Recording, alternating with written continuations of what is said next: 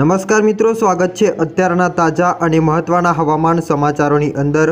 ગુજરાતમાં વરસાદની તીવ્રતા ઘટશે કે વધશે?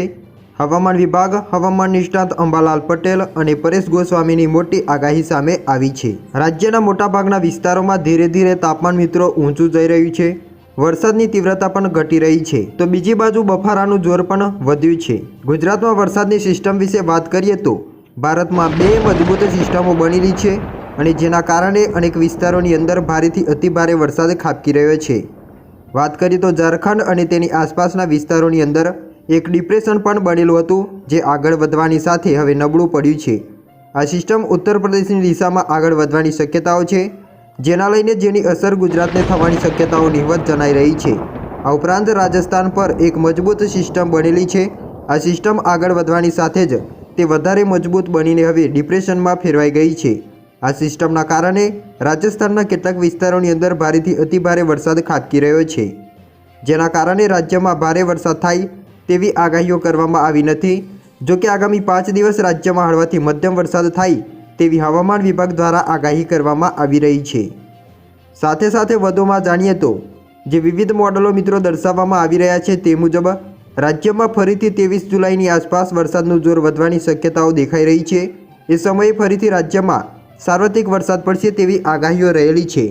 હાલ ગુજરાતમાં 5 દિવસ સુધી વરસાદનું જોર ઘટી શકે છે।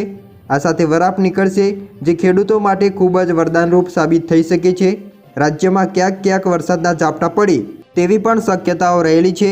ગુજરાતમાં જાણીએ તો આગામી 21મી જુલાઈ સુધીમાં હળવાથી મધ્યમ વરસાદની આગાહી છે। 16મી જુલાઈથી 21મી જુલાઈ સુધીમાં ક્યાંય પણ ભારે વરસાદની આગાહીઓ આપવામાં આવી નથી।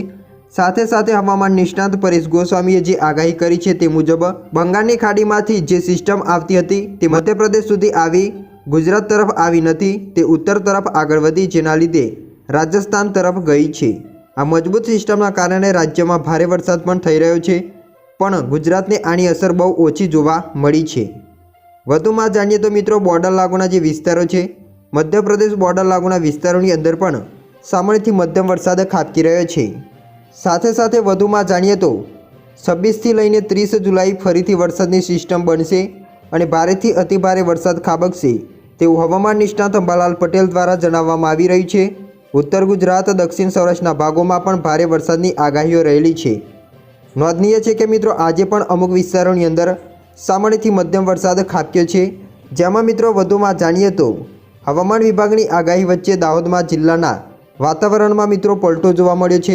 ગુજરાતના અનેક વિસ્તારોમાં વરસાદી માહોલ જોવા મળ્યો, તો દાહોદ જિલ્લાઓની અંદર ગાજવીજ સાથે ધોધમાર વરસાદ વરસ્યો છે। વરસાદના પાણી રસ્તા ઉપર વહેતા જોવા મળી રહ્યા છે। બીજી તરફ હવામાન વિભાગની આગાહી અનુસાર આજે પણ અમુક વિસ્તારોની અંદર સામાન્યથી મધ્યમ પ્રકારનો વરસાદ પડે તેવી આગાહીઓ રહેલી છે। આ અનુસાર મિત્રો આગામી 24 કલાક ઉત્તર અને દક્ષિણ ગુજરાતમાં પણ ભારે વરસાદ પડી શકે છે। બનાસકાંઠા, સાબરકાંઠા, નર્મદા, તાપી, ડાંગ, નવસારી, વલસાડમાં પણ ભારે વરસાદ ખાબક્યો છે, તો અમદાવાદ અને ગાંધીનગરમાં પણ વરસાદની આગાહીઓ કરેલી છે। જો કે 17 જુલાઈ બાદ વરસાદનું જોર ઘટે તેવી શક્યતાઓ રહેલી છે।